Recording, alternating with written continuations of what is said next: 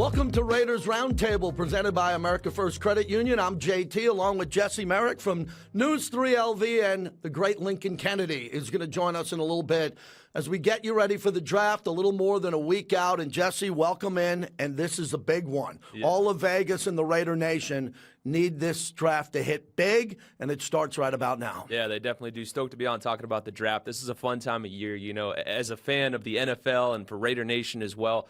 Got to be excited for what's to come. They got a full slate of picks. This is the first opportunity for this coaching staff, you know, to be able to dive into the draft with, again, that full slate. 12 picks, is it, right? You know, to really be able to address the many needs on this team, specifically on defense. Yeah, they got to have a big draft either way. We're going to dive into it heavy, talk about the importance of certain needs and positions, the star power early in this draft. And one of the big things that I'm thinking about is, do the Raiders move up? Do the Raiders stay at 7? Do the Raiders move back and accumulate picks? And that is all on the table. And this organization, led by Dave Ziegler coming into the draft, they are stealth on what's going to happen here the way they should be. And they've had a lot of visits. They went and saw a lot of players, and a lot of players, Jesse, have come in. But you take a look at this, the Raiders are loaded. 738, 70, 100. I love 109 right behind 100 there. I think those first 3 or 4 picks, depending on how big they go, I've been talking about 4 out of 5 starters. 3 out of 4 starters instantly. They got the firepower to do it. Yeah, you do that, and it greatly changes this team, right? If you're able to get that many starters out of those, I mean, 5 picks in the top 110, you know, you got to love, you know, that aspect of it. You know, we've seen over the years the way the drafts have gone for this team in previous regimes. They didn't quite work out. You know, Josh Jacobs, one of the lone survivors of that group of the last, 6 picks. You know, so you need to hit on those, and those are the things, if you hit on these players in the draft, those are franchise-changing moves, you know, that can build the depth for the future and build that star talent on your team. So if you were able to do that with that many picks in the top 100, you're going to accumulate a lot of talent. Well, none of this is on Dave Ziegler and the great gentlemen before and former GMs, and some of the picks that happen here really are the reason why the Raiders are in this predicament, period. They've had a couple of drafts and recent drafts where they took really good players high, and those players didn't work out. And people use the term crapshoot, and they try to figure out the science of the draft. It is hard. It is hard. Now, if you have the number 1 or 2 pick overall, if you have 7 like the Raiders at number 7, you should be able to get a great player, not a good player. But the problem is this organization has been reaching the last couple of years. Alex Leatherwood, Damon Arnett, Cleveland Ferrell, all players that played at a very high level in college, were going to be high draft picks, but the Raiders reached for them instead of taking the best player available.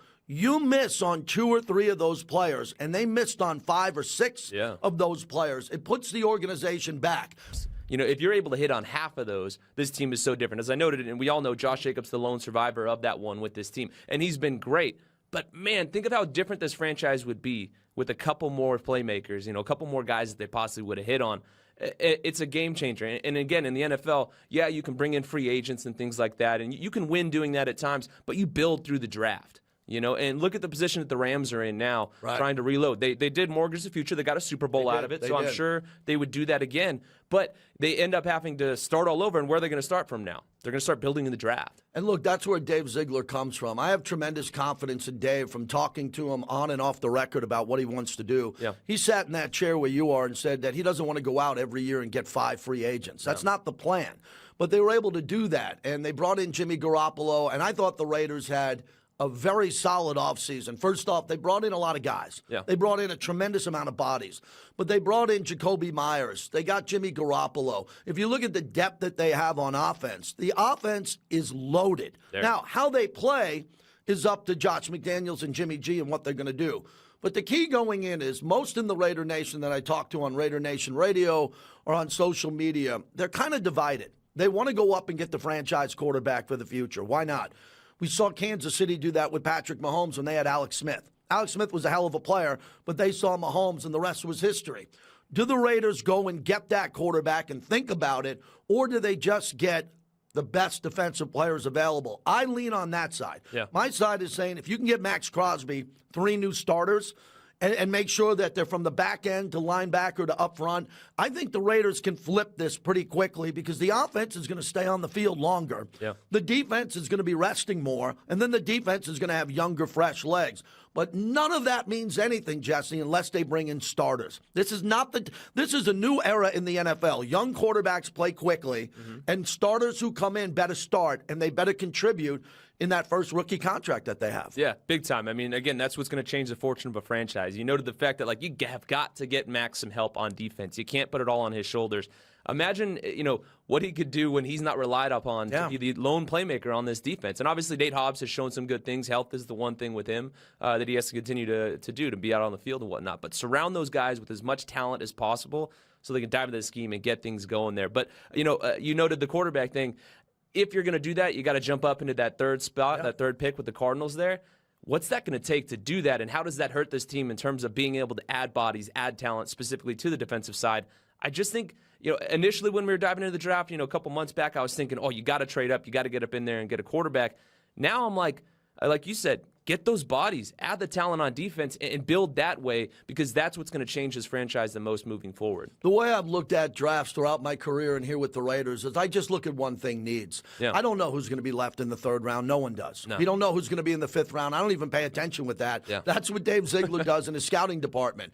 But let's take a look at some of the needs, what some mock draft experts and other people think about the silver and black going forward. And I'll start off. I think the two biggest needs are corner and defensive tackle, or defensive tackle and corner. If the Raiders can get out of this with the first couple of picks and pull that off, then I think they're set. They got two starters on defense who will start day one. They'll be impact guys.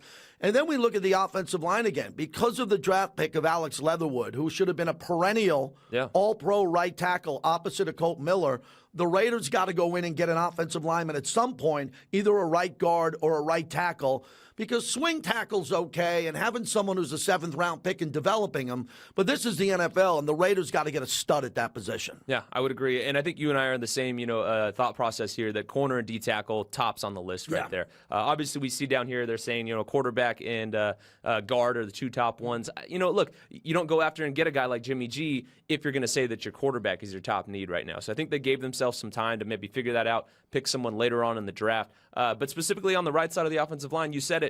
They're banking on guys like Alex Bars and Jermaine Illuminor, playing above and beyond and building off of what they did last year. And let's be honest, we know the offensive line needs work, but also at the same time, this offensive line helped Josh Jacobs lead the league in rushing.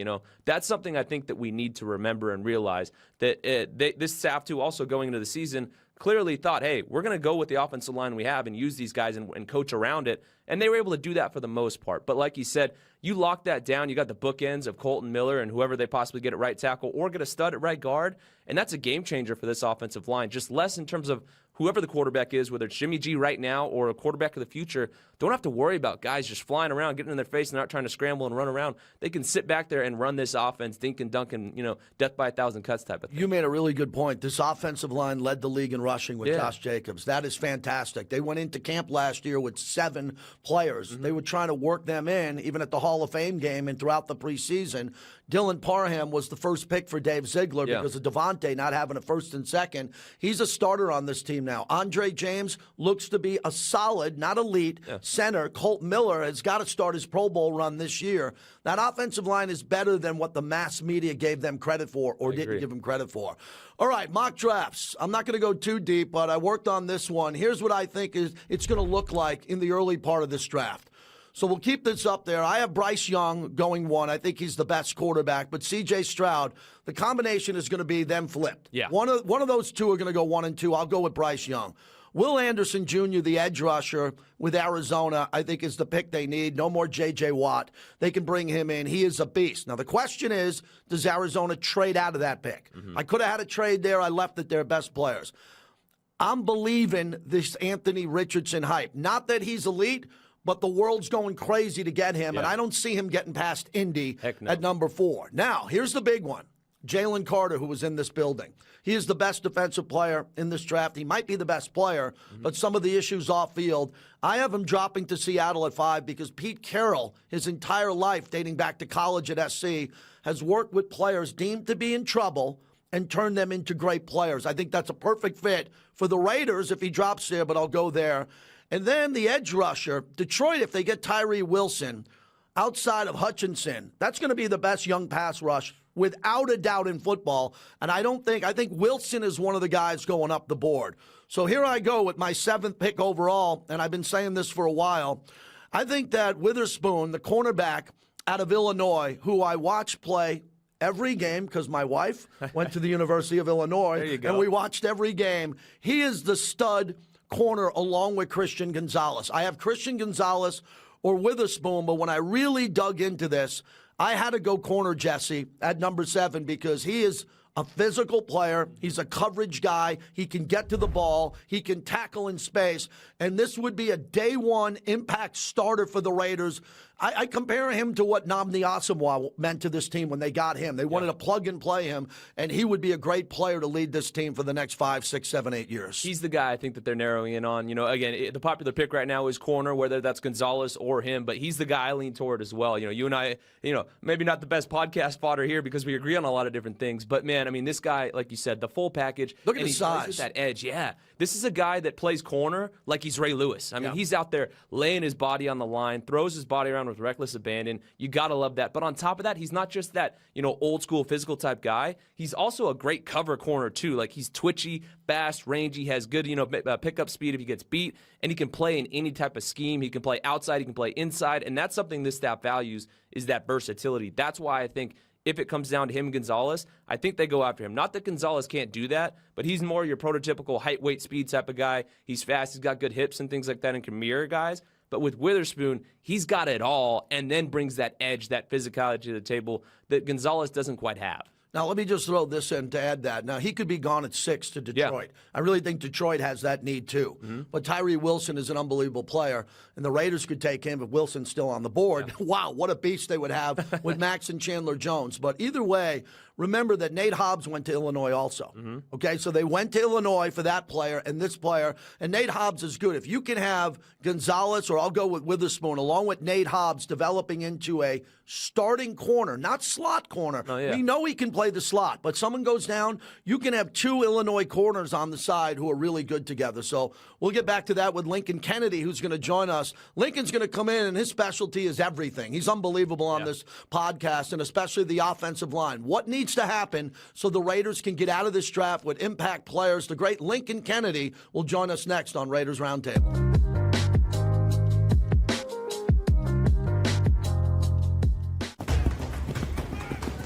When you're a part of a team, there are expectations. And one of the things I expect from my team is trust. I work hard to win, and I trust my team to work hard too. That's why I feel good about America First Credit Union.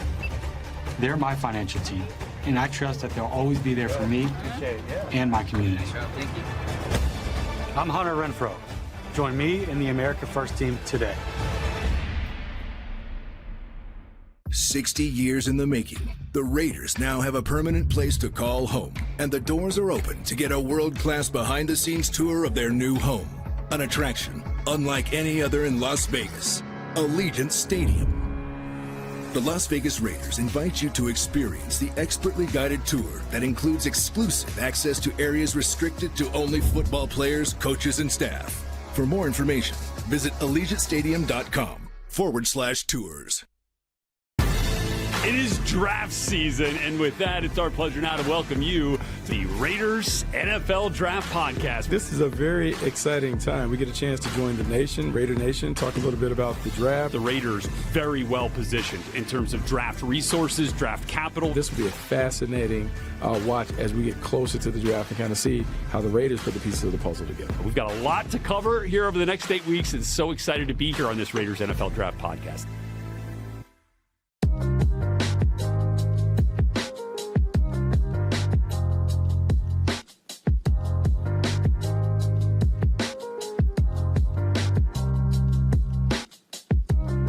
Welcome back to Raiders Roundtable, brought to you by America First Credit Union. I'm JT. Jesse Merrick joins us from News 3 LV, and Raider legend Lincoln Kennedy, who's also on the broadcast team. And Lincoln, you work so hard in the regular season. You travel, a little bit of downtime, but I know you, not a lot of downtime because you're prepping for the draft. How are you?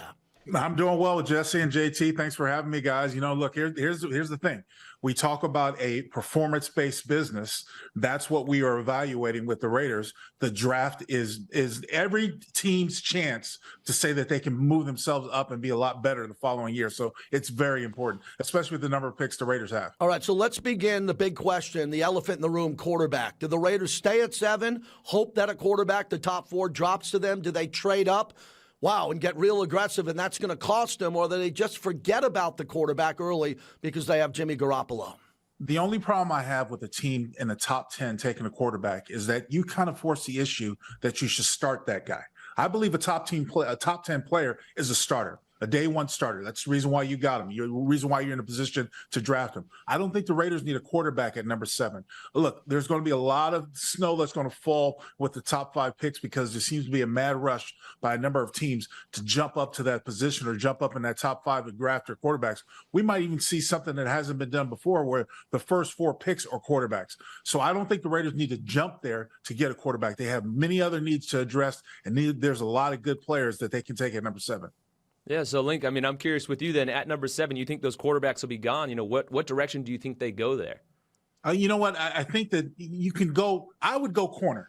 Look, I did a lot of Pac-12 football this year, guys, and I watched Christian Gonzalez at Oregon. I think he's a stud. You guys were talking earlier about the kid out of Illinois that might have played with Nate Hobbs. I think you could probably get someone like that as well. But you need help because the corners – in this division, the corners in this defense, I should say, Patrick Hunter's defense, are very important. They play a lot in space. They got to be good tacklers. I think we saw a stud develop in Nate Hobbs. You got to find a way to keep him healthy on the field. But when you talk about the possibility of drafting another corner to complement Nate Hobbs on the other side, I think that's equally as important. So I would go corner at number 7, to be honest with you guys. Yeah, Lincoln, I agree. Let's follow up with that because Dave Ziegler brought in a lot of corners this offseason, a lot of players that are going to compete, either the start or to be backup. It seems like there was a lot of rotational players brought in, along with really good players like Jacoby Myers. We mentioned Jimmy Garoppolo. The offense seems to be pretty loaded. But when it comes to corner, where do you stand on this with the pass rush getting home and Max trying to get home? Because the corners are covering better. The problem with this team is that the coverage has been so soft over the middle of the field that when Max turns the corner or Chandler Jones or they're blitzing, the quarterback's able to make an easy throw off of one of these cornerbacks in the pass for an easy first down, and then boom, the defense is defeated. They go back and they're on the field instead of getting off the field, giving the ball to the offense and doing their job. I'm confused. Is it the defensive edge pass rushers not getting home, or is it the fact that the cornerbacks here haven't been covering to give Max more opportunity for sacks? Defense is all about complementary football, so it's a combination of the both. But the fact is you've got to have a physical corner that can stand up at the point of attack to slow down and disrupt the timing of those receivers. You got to give Max Crosby a chance to get back there. Think about the way he had an unbelievable season. You watch the pass rush. Look, as an offensive lineman, we knew that if we gone beyond 4 Mississippi, there was going to be a sack, or the quarterback was gone. So you have to hold up for at least that point. And then corners have to do the same. The problem with this defense is there is such a wide area over the middle of the field. You've got to have a physical corner that can take a lot of that space away. Yeah, no, that's very true. And so as they continue to build through the draft, obviously, it seems like you're saying, defense, add as many bodies, as many picks as you can in that area. What's the next position you'd like to see them add there, following corner? Safety. I think you have a big hole at safety. And it's not necessarily from a tackling standpoint. I think you have a big hole at safety from a coverage standpoint. You play against a lot of good tight ends and a lot of good slot receivers. Unless you have a nice shutdown corner and another one that can complement them against a tight end, then you're going to have holes open in the safety position. So, look, a lot of this draft, in my opinion, guys, is addressing defense. You can go defensive tackle. You can go safety. Hell, if you can find a stud linebacker that can cover sideline to sideline, you can go that route either. But But there's a lot of players that this team needs in order to be day one starters. All right, Lincoln, as I look at the depth chart here, they brought in Marcus Epps, who played 20 games for the Eagles last year, including the Super Bowl. He didn't miss a game. He's penciled in at safety. Then we get to Trayvon Merrick. You called all of his games. I think this is a make-or-break season for him. He's a good player. He's more of a center fielder. I always say he plays on the warning track. He doesn't catch any balls. He doesn't come up and make a lot of impact plays. He's more of a conservative player, but he's on this roster. And then Robert Spillane at linebacker is interesting. He's a plug-and-play starter. They did not bring him over here to develop him in a rotation. He is one of the linebackers there. So I'll push back a little bit on this one. I think with Epps in here as a starter at safety and the fact that they have Merrick and they brought in Johnson, I think defensive tackle has been a really big problem here. And not bringing in another guy, not a rotational guy in the 4th, 5th, 6th round and trying to develop him. This Jalen Carter kid, he could drop to 7. He might go to 5, the Georgia kid who had some problems off the field. And I think the defensive tackle field is loaded. So as Jesse and I were talking, if the Raiders can go defensive tackle, corner defensive tackle, those will be important needs, but you call the games with Jason Horowitz, and you see what's happening on the back end. Let's stay on what you see with the issues that we have at corner and especially at the safety position lately. Okay, to break down what you're saying, JT, I like Spillane. I like the addition of Spillane because the linebacking core has had issues covering tight ends, especially in this division, okay? So I like the addition of Spillane. The only problem I have with Epps and Merrick is coverage. Good tacklers in space. Take pretty good angles and make good tackles, but I have an issue with covering in space, in coverage. And that, again, goes back to this premier division that we're a part of that likes to showcase tight ends and slot receivers over the middle. Okay, I'll say this one time about Carter, the defensive tackle out of Georgia. In light of the recent turmoil that the Raiders have had off the field, I'm less reluctant to draft someone who comes into the draft with trouble off the field. Mm-hmm. Does that make sense? Yeah, a lot of sense. Yeah. Okay. I know, tremendous player, can be a tremendous asset, but I just don't want to follow that lead. When you talk about Arnett, you talk about the unfortunate Ruggs, you talk about what the last couple of first rounders have had. I don't want to follow that lead. So I'm less reluctant. This draft is deep, is heavy in defensive tackles. A lot of young guys, might be somewhat of the development. But in my issue with this defense and this defensive line, it's all about rotation. How can you keep that rotation going? I don't need a steady starter. What I need is rotation because I want to try to keep these guys fresh.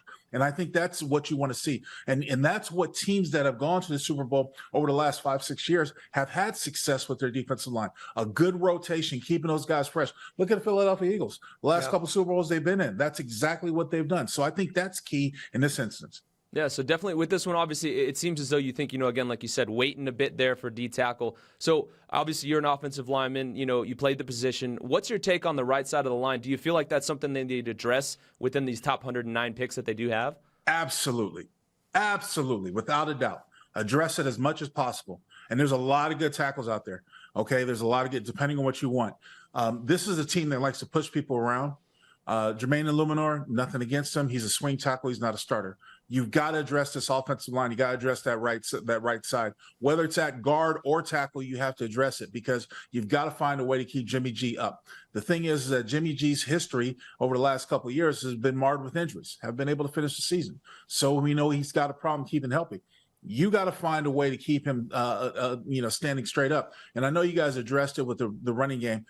It's a combination to me. Not only was Josh Jacobs running hard last season, the offensive line was doing what they did, especially with their man blocking. I like the physical nature that they showed me and they had on film, but there's a big hole. There's a glaring hole, especially in this division at right tackle on the right side of this offensive line. So you kind of just answered what I was going to ask, but I'm guessing between the two, right guard, right tackle, you're prioritizing getting that right tackle position locked down. Tackle without a doubt, Jesse. Tackle. Well, got to get tackled. No shock here, Jesse. Yeah. Exactly, yeah. Wanting a big tackle there. But the problem is there aren't many Lincoln Kennedys coming out, going to Atlanta, and turning into one of the greats to ever play. So, Lincoln, I need to know just theory for you on this one. The difference between a first and second round tackle and a fourth and fifth round tackle. These are grown men. I've always said, go get a player that was cut from another team. Been in the league 7 years. You see his film. You know what he's got. Or go get someone high who's a can't miss. And when this organization went with Leatherwood, it really turned him back badly because not only did he have to play and he was paid to play, it didn't work out and they quickly decided to get rid of him. So you got me sold on a first or second round pick on the offensive line. But once you get to the fourth or fifth round, I'd rather get someone in free agency or get a player from another team that's cut who I got film on and I know he can play against the big edge rushers in this league. I look at success when guys have done in some of the smaller colleges. Because the big issue with me in offensive line play, especially in college guys, a lot of guys aren't really taught how to block. They're taught how to hinder. And there's a difference. You get in someone's way, you slow them down, you get the pass off. That's a hindrance. Blocking, being physical is what I want to see. And, there's a guy like out of Oklahoma, Antoine Harrison Jr., who's 6'5", 315 pounds. He's a little junior, a little bit, but he's a road grader. You talk about guys like Cody Mauch out of North Dakota State. I mean, these are studs that have had success on the collegiate level that I've watched and paid attention to that might fall into that second or third round day. And so what's the problem with looking into that? You know what I mean? That second day can be huge, especially with the number 3 picks, the third round picks that the Raiders have. So that could be absolutely huge. And I agree with you. You made a point earlier, JT. You talked about how the first 5-6 picks should be day one starters. You're absolutely right. I totally agree with you. That's how much this team needs. We need immediate impact, but you got to do it right. And so there is so much pressure being put on this staff with their first draft, this number of picks, to have an impact and show performance. This is the AFC football is the best in conference. Okay, it's the best in National Football League. So you've got to be able to compete. We haven't been able to consistently beat the Kansas City Chiefs. We're running kind of even back and forth with this, the Chargers. The only good part is that we've been able to own the Broncos, but they're going to get better. Yeah. What happens when you fall even lower in this division with everyone else like Buffalo, and out there and stuff like that? So you got to be able to perform. You got to be able to have immediate impact when you draft this class. Yeah, so, obviously, let's stick with the offensive line here with you, just in terms of what this staff has done thus far. Obviously, it's a small sample size, but we saw Munford and Parham both come in, play some, big-time minutes for this team. What's your take on how they've evaluated those guys? You mentioned just late picks for them. So, in terms of finding diamonds in the rough, if you will, at the position along the offensive line, do you like the evaluations of what they've done so far with the picks that they have had at their disposal? I think Parham had a good year as far as developing throughout the year, okay? And in Munford, it's still a development. He's a little slow-footed, especially to be exposed on the right side in this division. And when you talk about this division, you got to look at pass rushers in general and what we've seen. Munford is a little bit of a slow-footed guy. He's got to be able to get downhill, or you got to protect him with a tight end or a chip back. So, as far as development, the Raiders were put behind the 8 ball because they didn't get the performance that they wanted out of John Simpson and the other guys that they had last year.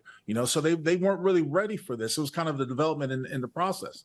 I'm concerned with the overall health and longevity of the quarterback that we're going to have penciled in as a starter, Jimmy G, if you don't have that protection addressed. Yeah, it's a good point. You got to protect Jimmy G on the blind side. You should be able to do that with Colt Miller, clearly, and then get someone at right tackle who can do that. All right, guys, I'm going first. Trade scenarios. And when you put together a mock draft, and Bucky Brooks and everybody who's been working with this organization, when you're going to do it, you might as well throw a couple trades in. Yeah. Or then it's just a generic mock draft. So I'm going to go first. Here's my big deal. The Raiders are trading into the first round. They're going to stay at 7, and they're going to get the corner, and then they're coming in, and they're coming in big into the first round.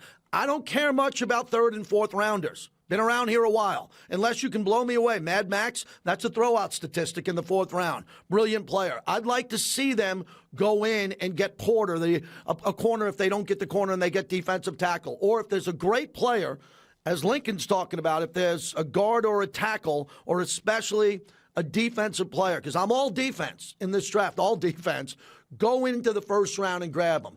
Go look at your thirds and your fourths and your seconds next year, not your first, and say, we're off to a good start. We got our stud at number 7. Let's trade up to number 18, 22, 21. So I'm going to predict, and I don't know this to be true because Dave Ziegler's going to watch this, but I'm going to say we go flying into the first round, Jesse, and get 2 first-round picks, 2 defensive starters, and the Raiders are off to the races. How about you? Yeah, I'd say that's a great way to kind of kickstart things, like you said. For me, I think more than anything, I think the opportunity there is going to be trading back out of that 7th pick. The big question, though, is, how far back are they willing to go? I think their biggest bet would be that if Will Levis falls and someone is in love with him. And one team in particular that jumps out to me is the Minnesota Vikings. I believe they're all the way back at 23, though. That's a long way to jump if you're the Raiders to go back that far. The big question is, what sort of haul do you get in return? Like you said, though, you're not trying to add, 3s, 4s, all those things. So you're hoping that you add, a handful of 2s in future picks. But to me, that's the biggest opportunity in terms of trading back. Otherwise, who else is trading up into that 7th spot, and who are they going to take? Are they willing to move up that far to take someone that's not a quarterback? Lincoln, they gave up a 1st and 2nd for Devontae. I thought that was brilliant. He's the best receiver in football. He was an impact guy, but the Raiders only won 6 games. Lincoln, if you see a trade scenario, simply you're moving up, you moving back, or how far are you moving back for picks? With that 7th pick, guys, I want to take Christian Gonzalez, defensive back out of Oregon. Okay. Then that 2nd and 3rd pick, I want to trade so I can get another tight end. I want a tight end that's going to be like a Luke Musgrave or Dalton Kincaid out of Utah. I want a tight end that's going to be able to stretch the field, because I think that's what they need. Look, the addition of OJ Howard as well as Austin Hooper adds a little padding to the cushion to it, but they still need a tight end to stretch the field. If you remember these offenses, if you remember the style of offenses that came out of New England, and you remember they had the performance of a slot receiver and a tight end that put them over the top, I think those are the best gives for the quarterback in this system. And so that's what I look at. But I like Christian Gonzalez with the 1st pick. Then I still think you can get a nice guy to tackle or guard at day 2. All right, Lincoln, we will see you in Vegas. You'll be here for full draft coverage here at Raiders.com, Raiders Television, Raiders Radio. So we're looking forward to seeing you in Vegas. It's going to be a big day. Thanks for joining us on Raiders Roundtable. Jesse, JT, good to talk to you guys. The great Lincoln Kennedy. When we come back, we're going to take a look at Bucky Brooks' mock draft. He's really good. He's got a great reputation with the mock drafts. It's going to be a lot of fun to see what he has. Raiders Roundtable, presented by America First Credit Union.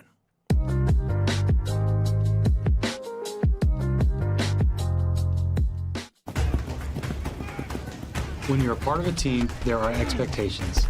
And one of the things I expect from my team is trust. I work hard to win, and I trust my team to work hard too. That's why I feel good about America First Credit Union. They're my financial team, and I trust that they'll always be there for me and my community. I'm Hunter Renfro. Join me in the America First team today. 60 years in the making, the Raiders now have a permanent place to call home, and the doors are open to get a world-class behind-the-scenes tour of their new home. An attraction unlike any other in Las Vegas, Allegiant Stadium. The Las Vegas Raiders invite you to experience the expertly guided tour that includes exclusive access to areas restricted to only football players, coaches, and staff. For more information, visit AllegiantStadium.com/tours.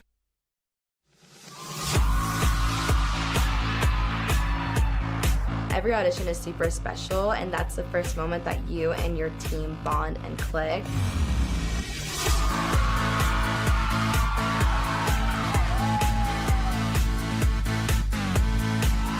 Being with my sisters and dancing is just unlike any other feeling I've ever experienced.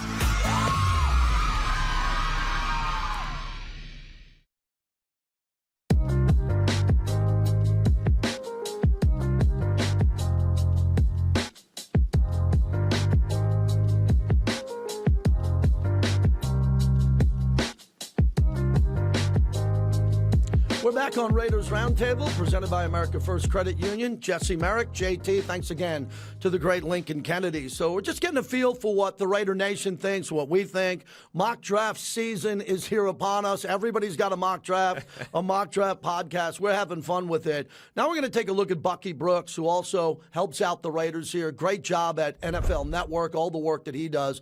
We'll put his first 7 side by side with mine. And we got the quarterbacks flipped, and he's really big on C.J. Stroud. We both have Will Anderson.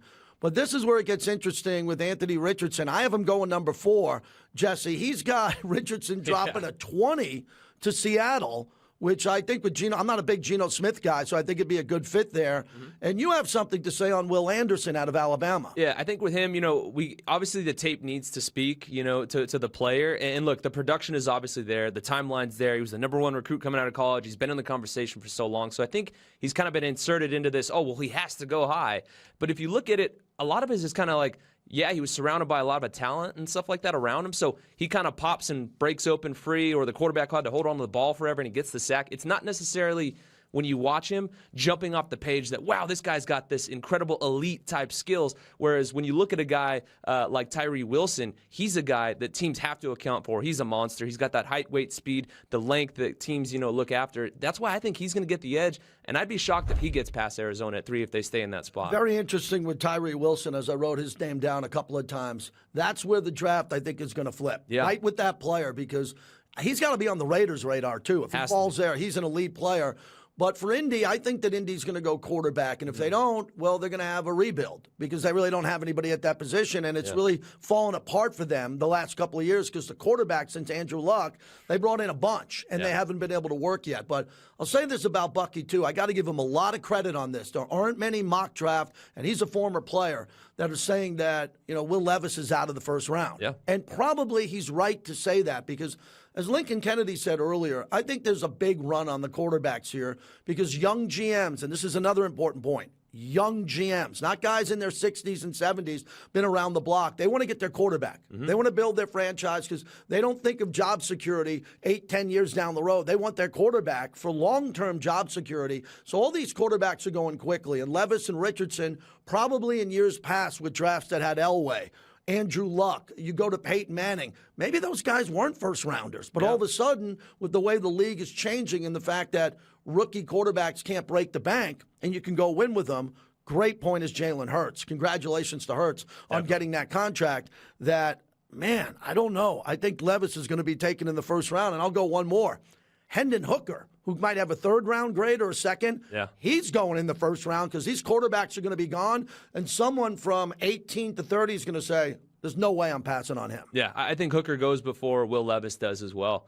I think he's a guy that jumps into that first round, and maybe Levis slides out of the first. Who knows? But I don't think he's necessarily going to command the attention that a lot of teams hope. I know earlier when we were talking about trade scenarios, you say, hopefully someone falls in love with him at 7 and they can trade back. Again, I don't really think the possibility is quite there, but you never know. Like you said, at quarterback, as young GMs, they want to figure that out. You get that position figured out, everything else kind of takes care of itself. You can start to address the different holes on your offense. I mean, just look at the turnaround for the Bengals once they got Joe Burrow. And I know he is an all-world type talent, but if you get that position figured out, I mean, you can rest so much easier knowing that you can fill in your roster and that guy's going to take control of things, and it changes the fortunes of the franchise. But a big radio topic for us on Raider Nation Radio, and you always appear on with your great insight, is the quarterback position now. Yeah. Justin Herbert could get $400 million.